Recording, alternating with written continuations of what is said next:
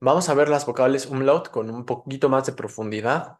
Siempre recordemos que este diagrama del alfabeto fonético internacional lo que pretende es representar esto, la posición que va a adquirir la lengua para hacer las distintas vocales.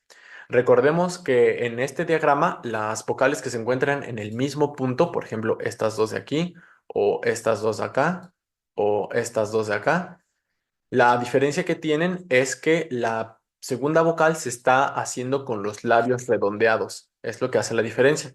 Como lo vemos con la vocal U umlaut, que sería sin el redondeo es I, una vocal I, y con el redondeo ya sale esta U umlaut. U, I, sería la diferencia entre estas dos. También recordemos que entre más arriba estén en este diagrama las vocales, significa que el paso del aire se reduce, la mandíbula se cierra, o sea, son vocales cerradas, se cierra la boca, mientras que si se encuentra en el área inferior, significa que son más abiertas, estamos dejando pasar más aire, estamos abriendo la mandíbula. Y una última sería en cuanto a vocales que están aquí más hacia adelante en la boca, más a la izquierda en el diagrama, o más hacia atrás, hacia adentro de la boca, a la derecha de este diagrama. Esto significa que la lengua va a mandarse hacia adelante o se va a retrotraer, como por ejemplo entre la vocal U y la vocal I. Bueno, además de que estamos redondeando los labios para la U, estamos trayendo la lengua hacia adentro de la boca, mientras con la I la estamos mandando hacia adelante. I, U, I. Comencemos por el sonido de la A y la A umlaut. Veamos la diferencia. En cuanto a los formantes de la vocal A, podemos ver que están en esta posición y a la hora de convertirse en la vocal E, vemos como el primero baja su frecuencia. Recordemos que el primer formante está asociado con la apertura de la boca y entre más cerrada esté esta, menos frecuencia tendrá. Lo que estamos haciendo a la hora de pasar una A a una E es ligeramente cerrar la boca. Mientras que el segundo formante, recordemos, está asociado con qué tan adelante o qué tan atrás está la lengua. Aquí está subiendo su frecuencia y esto es porque la lengua se está adelantando un poquito más. Y este espectrograma sonó así. A, E. Veamos ahora el caso de la O umlaut corta.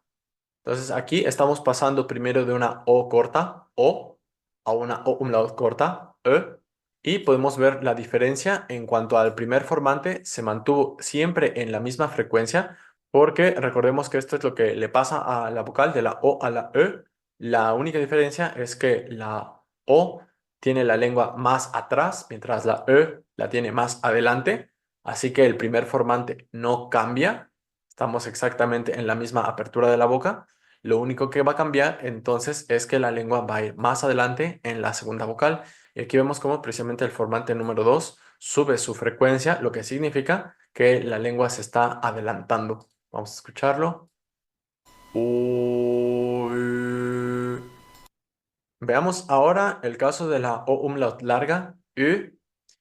Y aquí tenemos la representación de la, primero, de la O larga, O, que después cambia a una O umlaut larga, Ö.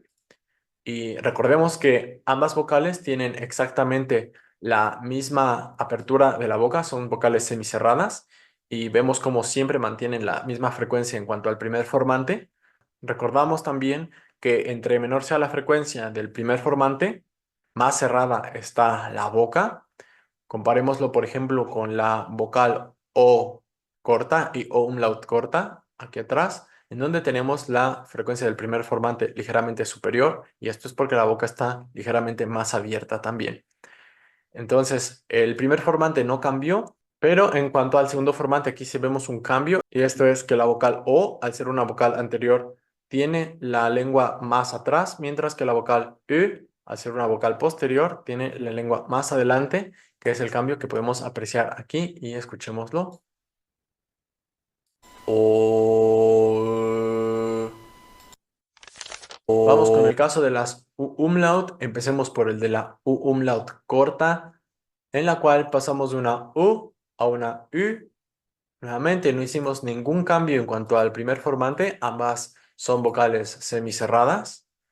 Ambas están en esta frecuencia. Y en el segundo formante sí hicimos un cambio. Nuevamente pasamos de una vocal anterior a una vocal posterior. Es decir, elevamos la frecuencia del segundo formante, que es lo que podemos apreciar aquí en el espectrograma. Y escuchemos cómo sonaría. Uy.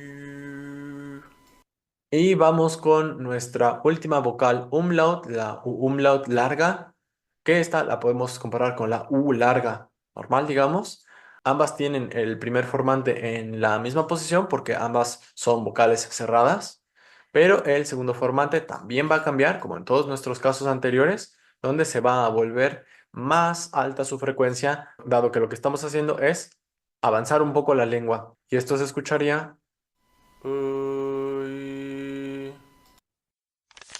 Entonces, en conclusión, la diferencia entre una vocal sin umlaut y una vocal con umlaut, al menos en cuanto a las vocales umlaut larga, umlaut corta o umlaut larga y o umlaut corta, en todas estas estamos viendo cómo la apertura de la boca está en el mismo nivel, lo único que cambia es que la lengua pasa de ser anterior a ser posterior. Eso sería básicamente el umlaut en alemán, salvo por la vocal A, que aquí sí hizo dos cambios porque recordemos que la A y la E tienen diferente apertura de la boca y muy ligera, pero es diferente, y también muy ligera, pero diferente. La posición de la lengua, una es ligeramente más anterior y la otra es ligeramente más posterior, pero bueno, esos cambios los podemos apreciar aquí claramente en el diagrama.